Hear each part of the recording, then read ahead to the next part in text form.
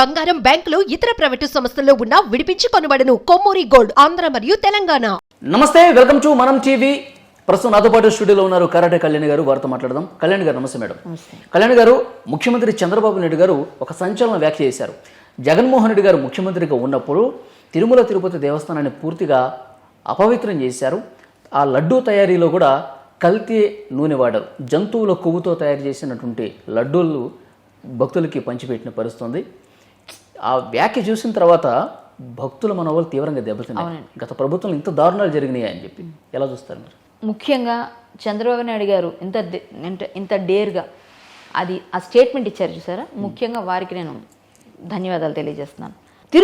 తిరుమల తిరుపతిలో ఇది ఒక్కటే కాదు, ఎన్నో ఎన్నో ఎన్నో దందాలు జరుగుతున్నాయి. వాటర్ బాటిల్ దందా దగ్గర నుంచి, పార్కింగ్ దందా దగ్గర నుంచి, లాడ్జులు, కార్లు ప్రైవేట్ కారు తీసుకుంటే ఆ ప్రైవేట్ కారు వాళ్ళకి తెలిసిన, మనం బయట ఏ కారు తీసుకెళ్తామన్నా వాళ్ళంతా ఒక యూనిటీ. వాళ్ళు ఎంత చెప్తే అంతే పే చేయాలి. మనం వెళ్ళిన తర్వాత మళ్ళీ పెరిగిపోద్ది తప్ప తరగదు. 2000 చెప్తే 3000 అవుతుంది తప్పది 2000 లోపల కాదు. అది ఓలా అవనండి, మామూలు అవనండి, ఏదైనా వాళ్ళంతా ఒక యూనిటీ. పార్కింగ్ పెడితే దానికి ఒక 100 రూపాయలు 200 అంతా ఫిక్స్డ్ పెడతారు.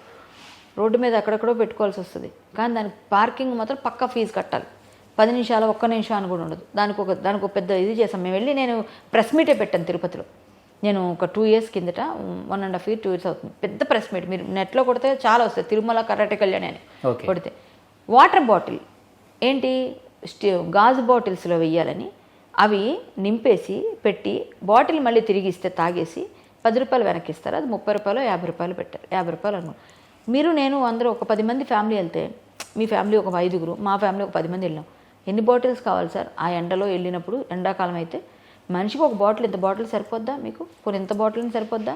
10 బాటిల్ కొనాలనుకోండి, 500 రూపాయలు అనుకోండి, 50 రూపాయలు అయితే 500 రూపాయలు వాటర్ బాటిల్ కొంటే, కొండ మీదకి వెళ్ళిన దగ్గర నుంచి వాడు ఒక 10,000 తెచ్చుకుంటే 10,000 రూపాయలు 2 రోజులు ఉంటే వాటర్ బాటిల్స్గా 1,500 అయిపోతే మళ్ళీ వెనక్కి ఎంగిల్ చేసిన బాటిల్ని వెనక్కి ఇస్తే ఆ బాటిల్ వీళ్ళు నింపేసి మళ్ళీ పెడతారు. అంటే వీడు మళ్ళీ నింపేస్తారు. కడుగుతున్నాడే మనం చూసామా? చెప్తున్నాను. అది ఏంటది, డిస్పోజబుల్ పడేసేది అంటే అది వేరు, గాజు అదొక దందా నడిపారు. సో ఇవన్నిటిపైన నేను ధ్వజమెత్తాను. ఇప్పుడు వాళ్ళని పెంట తింటున్నారా, గడ్డి ఏమైనా కరుస్తున్నారా, వెధవల్లారా, బుద్ధి ఉందా, అసలు మీరు మనుషులేనా అని బాగా తిట్టాలందండి. కానీ నేను తిట్టట్లేదు, నా సంస్కారం అడ్డు వస్తుంది. చెత్త వెధవల్లారా, మీరు మనుషులేనారా, అసలు మీరు రాజకీయ నాయకుల గడ్డి తింటున్నారా, ఎదవల్లారా అని బాగా అసలు కోపం వచ్చేస్తుంది. ఎందుకంటే వెంకటేశ్వర స్వామి కలియుగ ప్రత్యక్షత. ఆ స్వామిని దర్శించడానికి క్యూలు అలా దర్శించడానికి వెయిట్ చేసి ముసలి ముతక ఎవరు చిన్నపిల్లల దగ్గర ప్రతి ఒక్కరు గోవిందా అంటే అక్కడ చూస్తే ఆయన తోసేస్తున్న అలా ఆయన చూస్తూ ఉండిపోతాం. అలాంటి అంటే ఒక మహాపుణ్యక్షేత్రంలో అలాంటి కలియుగ ప్రత్యక్ష దైవమైన వెంకటేశ్వర స్వామి సన్నిధిలో మీరు వెధవల్లారా, జంతువుల తాలూకా మాంసాన్ని తీసుకొచ్చి దానిలోంచి ఆయిల్ తీసి అది వెన్నలాగా, దానిలో నెయ్యిలాగా కనిపించేటట్టుగా దాన్ని డాల్డా యాడ్ చేసి, అది ఒక ముస్లిం అంటే అనకూడదండి, నాకు కమ్యూనిటీ పక్కన పెడితే మా హిందూ దేవాలయాల్లో హిందువులకే ఇవ్వాలి కాంట్రాక్ట్. జీడిపప్పు కాంట్రాక్ట్ ఒక ముస్లింకి, గోవిందరాజ స్వామి గుడి తాలూకా గోపురం స్వర్ణ తాపడం వేయడానికి ముస్లింకి సబ్ కాంట్రాక్ట్. నేను వెళ్ళి పెద్ద ఇష్యూ చేశాను. ఆ తర్వాత ఏం జరిగింది, మేమందరం వెళ్ళాము, గొడవలు చేసాము, అన్ని గట్టిగా చేసాము, దొరికారు, సబ్ కాంట్రాక్ట్ లేదా అని అద్దన్నారు. తర్వాత పెద్ద చెట్టు కాలిపోయింది, ఏనుగు చనిపోయింది. ఇవన్నీ అరిష్టాలు కావండి. అక్కడ చూపించట్లేదా దేవుడు క్లియర్గా? అంటే ఒక దర్గాలో హిందువులకి ఇస్తారండి ప్రవేశం? ఇవ్వరు. ఒక చర్చిలో హిందువులకి ఇస్తారండి ప్రవేశం? ఇవ్వరు. మేము విడదీస్తామనద్దు. కలియుగ ప్రత్యక్ష దైవం మా దేవుడు, మేము పూజిస్తాం, మీకు భక్తి లేదు ఎవరికైనా, మీరు మానేయండి. అలాంటి ముస్లిం బీబీ నాంచేర్ అని చెప్పి వాళ్ళు కూడా కొలిచేవాళ్ళు ఉన్నారు, అది సపరేట్ టాపిక్. బట్ మీకు ఇష్టం లేదు, మానేయండి. మీరు ఎలా మమ్మల్ని అంటారు? మా దేవుడి దగ్గర అపవిత్రం చేస్తారు. మీకు జీడిపప్పు కాంట్రాక్ట్ మీకు ఇచ్చారు, నెయ్యి కాంట్రాక్ట్లు కూడా మీరు తీసుకున్నారా? ఏం చేశారు? నెయ్యి, స్వచ్ఛమైన నెయ్యి వాడాలి. ఎన్నెన్నో కిలోలు వాడతారండి రోజుకి. ఆ స్మెల్కే మనకి ఆ లడ్డు తినాలని ఫీల్ వస్తుంది.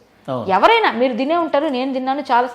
ఎవరైనా ఒక లడ్డు తిన్నారంటే అబ్బా వెంకటేశ్వర స్వామి ప్రసాదం అందిందయ్యా, ఎవరైనా ఇస్తే పవిత్రంగా కళ్ళగదు. ఈ చెత్త చెదారం వేసి జంతువుల తల కళేబరాల నుంచి తీసిన, మృత కళేబరాల నుంచి తీసిన నెయ్యి లాంటివి తీసుకొచ్చి ఆ ఆయిల్స్ వాడారు అంటే దరిద్రం. మేడం, ఇక్కడ కూటమి ప్రభుత్వం ఏర్పడింది కాబట్టి, ఇప్పుడు ముఖ్యమంత్రిగా చంద్రబాబు నాయుడు గారు అయ్యారు కాబట్టి ఇది బయటకు వచ్చింది. లేకపోతే రాదు కదా. అంటే వీళ్ళు ఎన్ని అక్రమాలు చేశారో, కొండని మొత్తానికే సర్వనాశనం చేసేసి సిలువ టైపులో మొత్తం ఒక మనం కలసం టైప్లో పెడతాం మామూలుగా బ్రహ్మోత్సవాల టైంలో కలసంలా ఉండాలి, సిలువలా పెట్టారు కొండపైన. అది ఒక పెద్ద ఇష్యూ అయింది అప్పుడు. ప్రతి దగ్గర కొండకెళ్తున్న టికెట్ల పైన నా వాక్కులో ఏమో గుడ్డు కంకరపాసు ఏమో ఉంటాయి, అవన్నీ మనకు అనవసరం, అవన్నీ ప్రింట్ చేశారు. అంటే ఒకటి పని కాదండి, అన్యమత ప్రచారం లాగా ఉంది కదా. అదే అన్యమత ప్రచారాలు చేశారు, అన్యమత చిహ్నాలు పెట్టారు, ఏది మానేశారు చెప్పండి.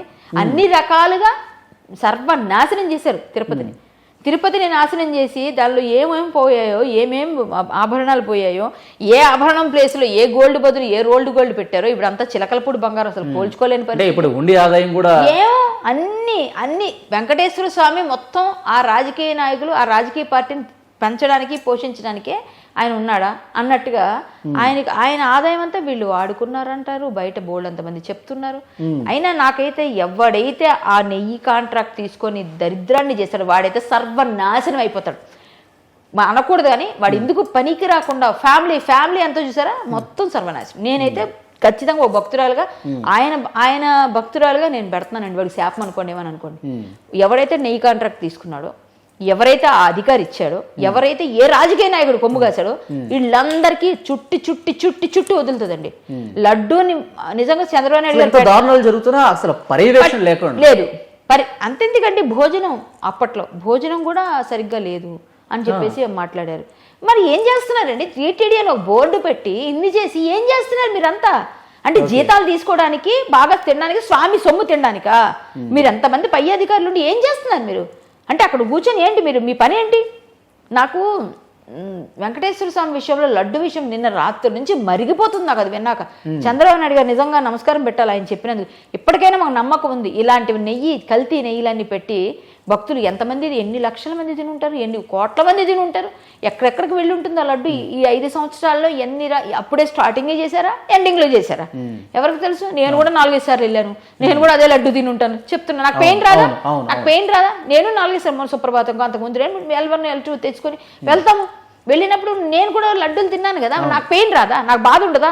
అంటే ఇలాంటివా మా స్వామికి పెడుతున్నారు. ముఖ్యమంత్రి గారి ప్రకటన తర్వాత రాత్రి నుంచి భక్తులందరూ కూడా ఎంత బాధ ఉందండి నిజంగా. ఒక్కొక్కడిని ఏం చేసినా పర్లేదు అలాంటి వాళ్ళు, ఎవరు ముందు కనుక్కొని వీళ్ళ మీద కేసు వేయాలండి ఫస్ట్. ఇంకోటి మేడం, కొంతమంది భక్తులు చెప్తా ఉన్నారు, మన టీవీకి కొంతమంది మెసేజ్లు కూడా పెడతా ఉన్నారు, క్రైస్తవుడు కాబట్టే గత ముఖ్యమంత్రి జగన్మోహన్ రెడ్డి గారు అన్య మతస్థుడు కాబట్టి ఉద్దేశపూర్వకంగా ఇవన్నీ జరిగినాయని చెప్పి కొంతమంది అనుమానాలు వ్యక్తం చేస్తా ఉన్నారు. మీకు అలాంటి డ్యూటీ ఉందా? లేదండి, అది క్లియర్. ఎక్కడైనా ఆయన క్రైస్తవుడు కాబట్టి ఆయన నమ్మడు. మీరు ఇలా అంటాడు, ఇలా పక్కన పడేస్తున్నాడు, చాలాసార్లు దొరికాడు ఆయన.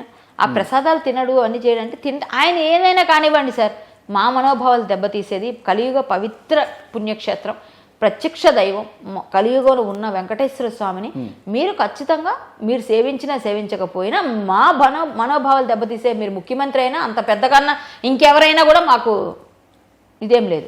ఎందుకంటే మా బాధ మాదే, మా మనోభావాలు దెబ్బతీస్తే ఎవరినైనా మీరు నిలదీస్తారు. ఫైనల్ చెప్పండి మేడం, ఈ ప్రభుత్వం ఏం చేయాలనుకుంటున్నారు?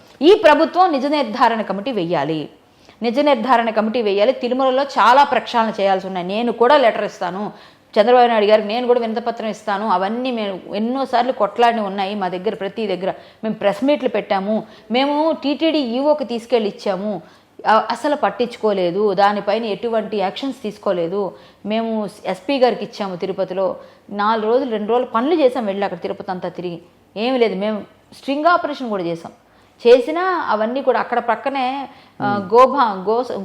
గోవధశాలలు తిరుపతి ఇలా వెళ్తుంటే అలిపిరి దగ్గర ఉన్నాయి, అక్కడ వరుసగా పెట్టి అమ్ముతున్నారు. పవిత్ర పుణ్యక్షేత్రానికి వెళుతున్న దారిలో ఎక్కడో దూరంగా పెట్టండి, ఏదన్నా అయినా ఆవుని చంపడమే తప్పంటుంటే. గతంలో రాజస్థానంలో ఉన్న వ్యక్తి వీటన్నిటికి అనుమతించినప్పుడు మీరు ఎన్ని కంప్లైంట్లు ఇచ్చినా ఉపయోగం లేదు.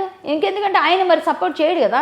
సో ఇప్పటికైనా మా నమ్మకం ఉంది, తిరుపతిని ప్రక్షాళన చేసి తిరుపతిని కాపాడి అక్కడ ఉన్న పవిత్ర పుణ్యక్షేత్రానికి ఒకసారి ప్రక్షాళన చేయండి, మొత్తం అంతా సంప్రోక్షణ చేసి, తిరుపతిని సంప్రోక్షణ చేసి చక్కగా పాత ఈ చర్మ కలేబరాలతో ఏవైతే అక్కడ అన్నీ వచ్చాయో అవన్నీ పోవాలంటే ఆ సంప్రోక్షణ జరిగి స్వామికి కైంకర్యాలు మళ్ళీ మంచిగా జరిగి అవన్నీ కూడా వివరణ తీసుకొని ఎవరెవరు ఏమేం చేశారు, ఏ ఆఫీసర్ దీనికి అనుమతి ఇచ్చాడు, ఏ ఆఫీసర్ ఈ కాంట్రాక్టర్ వీడి పాడుకోవడానికి సపోర్ట్ చేశారు, అందరూ చెప్పి ఎంత సంపాదించారో అంత వసూలు చేసి వాళ్ళకి సరైన శిక్షలు పడాలి. ఇవన్నీ మేము డిమాండ్ చేస్తామండి. Yeah. ఒక హిందూ యాక్టివిస్ట్గా నేనైతే చాలా భక్తురాలుగా నేను చాలా బాధపడుతున్నా. మా స్వామి విషయంలో ఇలా చేసినందుకు వాడు సర్వనాశనం, వాళ్ళు ఎవరైతే ఉన్నారో అందరూ సర్వనాశనం అవుతారు పక్క. ఆ రకమైన చర్యలు ఉంటాయి. నమో వెంకటేశయ్య. Thank you.